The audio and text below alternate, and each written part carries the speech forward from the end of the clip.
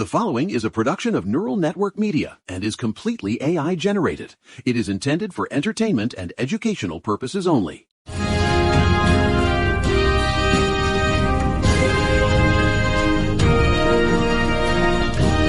gotta tell you, Maya, I'm looking out the window of my office here in Queens. The rain is coming down like the sky has a terminal leak, and frankly, it fits the mood. It's Thursday, April 16th, 2026, and the news cycle is less of a stream and more of a broken water main flooding the basement. No, literally, the vibes are absolutely rancid today. It's like the simulation is trying to crash itself just to see if we're still paying attention. Yesterday, we were talking about Swalwell and Gonzalez getting the boot for being creeps, and the DOJ basically declaring war on Connecticut for having a soul. And that Medicaid collapse in the rural states, I'm still seeing red over that. $1 trillion cut while people are literally being kicked out of dialysis chairs. It's like trying to save money on a house by ripping out the copper piping while the lights are still on. High key, but today is a lot. We've got a massive shift in the global landscape, some major wins for the girls and the workers, and unfortunately, the Operation Epic Fury era is officially in full swing. We're going deep on the Trump administration basically speed running a holy war today. It's a busy one, folks. We got Viktor Orbán finally getting the hook in Hungary, a state-level uprising against big tech's energy gluttony in Maine, and the biggest fundraising haul I've ever seen in Texas, of all places. But first, Maya, give me some good news before I start grinding my teeth through my coffee mug. Okay, so Hungary actually beat the illiberal democracy final boss. Is that what we're calling Orbán now? The final boss? He's been in power for 16 years, Mary. He was the main character of European fascism. But this weekend, Peter Magyar and the TISA party just absolutely ratioed him. 53% of the vote. I saw that. Turnout was at nearly 80%. That's like a Game 7 crowd in the middle of a blizzard. People showed up. It's the miracle on the Danube, Mary. Orbán's whole thing was state-captured media and rural strongholds, but the youth vote, literally 65% of voters under 30 said, "No thanks, King," and just ended his whole career. No thanks, King. Look, what I love about this is Peter Magyar was an insider. He was married to the justice minister. He knew where the bodies were buried. He knew how the plumbing was rigged, and he just decided to turn the wrench the other way. He really said, "I'm in my redemption era," and the whole country followed him. Orbán's concession was so mid, too. He looked visibly shaken on TV. He was like, "The responsibility was not given to us." Yeah, because you lost. Are you kidding me with this guy? You spent 16 years gerrymandering the map to look like a Jackson Pollock painting, and you still can't win? That tells you something about how much people hate being told what to think. It's a blueprint. It shows that even when the system is glitched in favor of the authoritarian, you can still outvote the algorithm if you show up. Exactly. And speaking of showing up, look at James Tallarico in Texas. Oh, he's in his main character arc for real. $27 million in one quarter? For a Senate race, that's more than some presidential campaigns were making back in the day. And look at the donor list. 97% of the donations were $100 or less. The most common profession? Teachers. We love to see it. It's a groundswell, Maya. It's not some billionaire cutting a check while he's getting a massage on a yacht. It's people who have to decide between a new set of tires and a donation to a campaign. Tallarico's raised $40 million total now to take on John Cornyn. Cornyn's got to be sweating, especially since John Ossoff in Georgia just pulled in $14 million this quarter, too. The Democrats are high-key outperforming the GOP in the person-to-voter pipeline. Well, it's easier to raise money when you aren't actively trying to liquidate the country's history. Did you see what Cornyn was doing on the floor yesterday? This guy wants to defund and sell off the Cesar Chavez National Monument.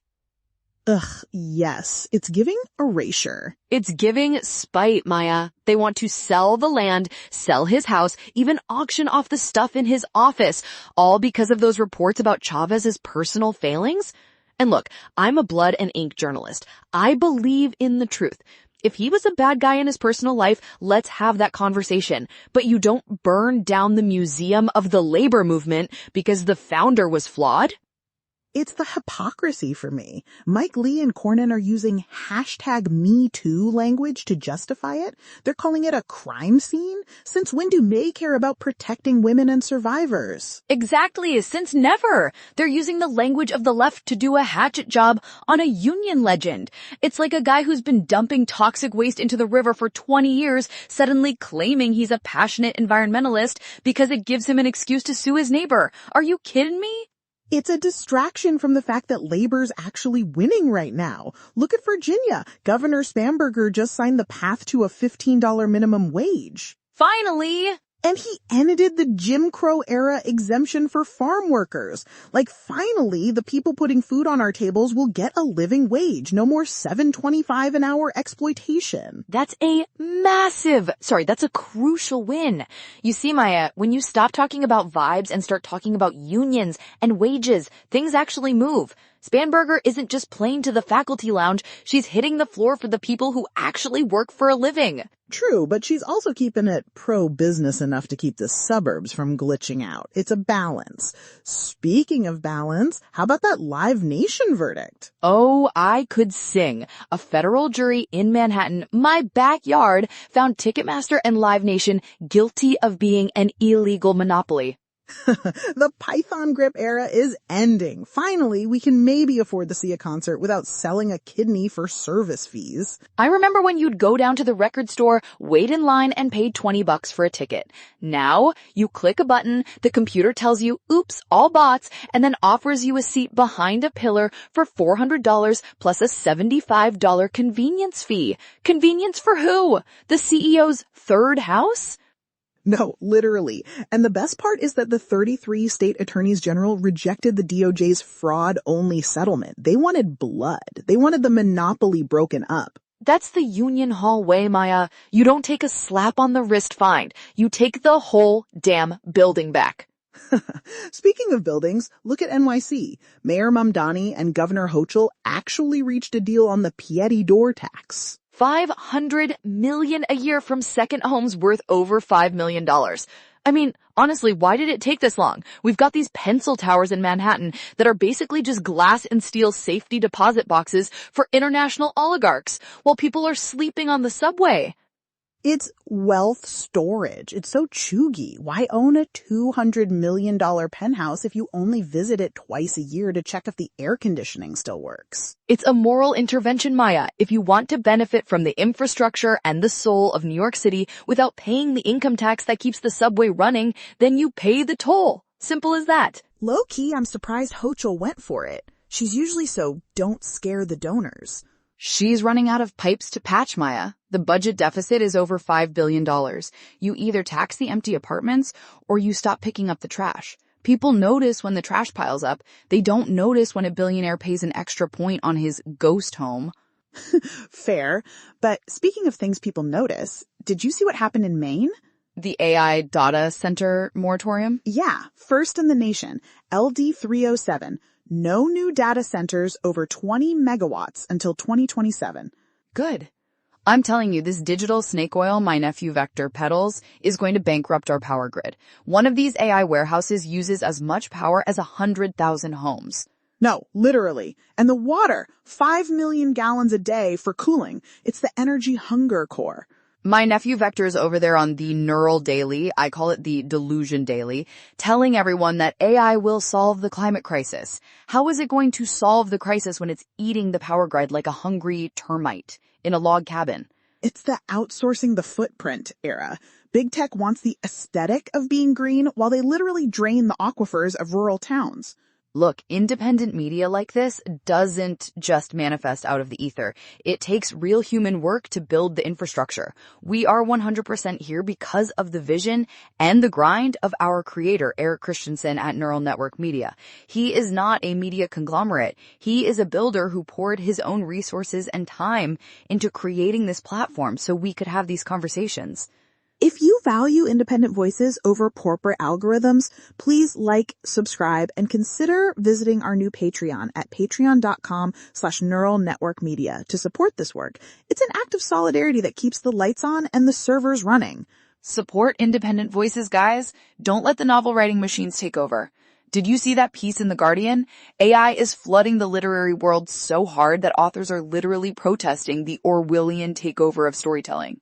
That's the war on reality, Maya. I've covered conflict zones in the 80s, and let me tell you, the propaganda was nothing compared to this.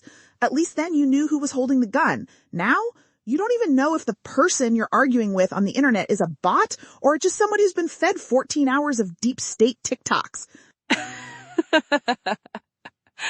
Hey, don't drag my screen time into this. Well, speaking of deep state conspiracies, we have to talk about Tulsi Gabbard and the unitary executive nightmare. Oh, it's giving authoritarian chic. Chic, Maya? She just sent criminal referrals to the DOJ for Michael Atkinson, the guy who was the inspector general back in 2019. The one who flagged the whistleblower complaint that led to the first impeachment? Exactly. She's calling it a deep state conspiracy. It's pure retaliation. It's a signal to everyone in the government.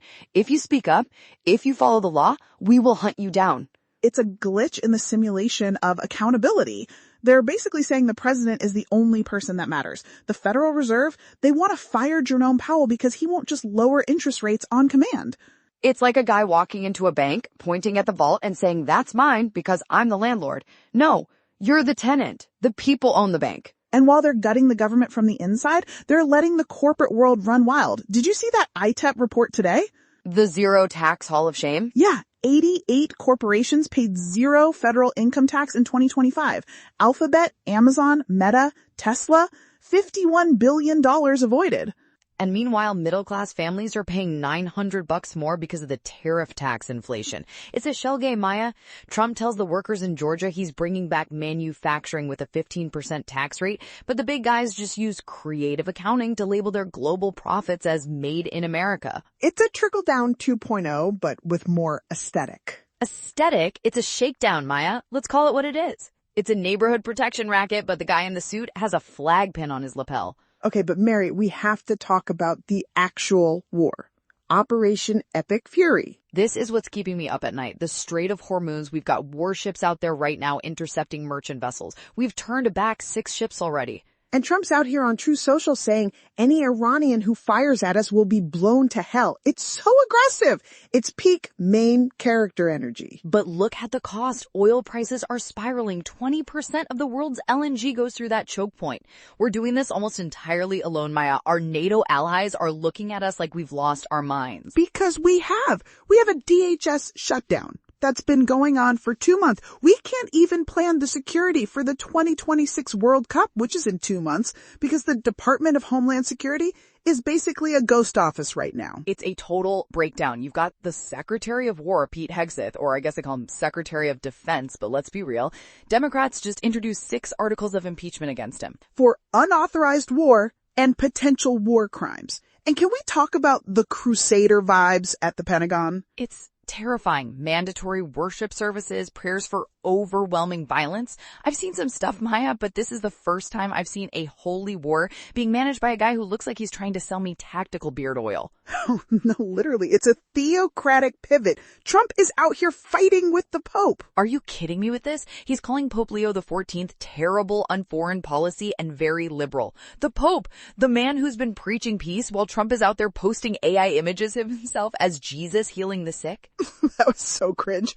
The Vatican literally called it blasphemous appropriation. It's because Trump doesn't want a higher power. He wants to be the higher power. He's dismantling the Fair Housing Act at HUD. He's letting ICE arrest 86-year-old French widows in Michigan. Wait, the French widows story? That is such a fail compilation for the government. Marie-Therese Billy, 86 years old. The French government is literally demanding her release. It's cruelty for the sake of the base. They want to show they're tough on immigration, so they grab a grandmother who's been here for decades. It's not about security. It's about the vibes of a crackdown. It's a glitch in the humanity. And then you've got Tom Steyer running for governor in California, trying to pretend he didn't make his millions from private prisons. Oh, the billionaires are all in their progressive era now, aren't they? Pay no attention to the man behind the razor wire. It's like a guy who sells cigarettes trying to lead the Clean Lungs Foundation. High key. And while we're talking about medical commercialization, did you see the Hims and Hers pivot? They're ditching the copycat Ozempic. Because the FDA is finally breathing down their necks. They're moving to branded Wegovy. But one woman in Texas just died from a contaminated compounded version. It's the Wild West. People are so desperate to fit the aesthetic of being thinned that they're buying chemicals from pharmacies that have the same safety standards as a backyard moonshine operation. It's body dysmorphia capitalism. It's late-stage everything, Maya. We're fighting for the minimum wage in Virginia. We're trying to stop the government from becoming a church. And we're watching drones double-tap first responders in Ukraine. That story in Kharkiv. A missile strike hit the capital, and a 12-year-old was killed. And then they hit the cleanup crews with drones. It's terror bombing corps. It's so dark. It's the 5th year of the shadow war, Maya. And we're distracted by our own dysfunction. Our plumbing is so broken at home that we can't even see the house next door is on fire. But we're still here. We're still here.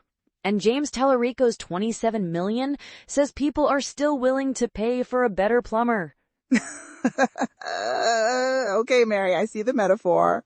Look, it's a heavy day. Hegseth impeachment, the Hormuz blockade, the corporate tax avoidance. It feels like the walls are closing in. But Hungary proved that the illiberal fortress isn't soundproof. You can shout loud enough to bring it down. Just don't let the Crusader era get your vibes down. We're in the Resistance era now. I'm Mary Kane, and this is the Neural Left. If you're feeling exhausted, remember, spite is a renewable resource. I'm Maya Thorne. Stay ratioing the fascists, everyone. See you tomorrow. Maybe the rain will have stopped by then, but I wouldn't bet the mortgage on it. Bet. Kidding. Bet. Yeah.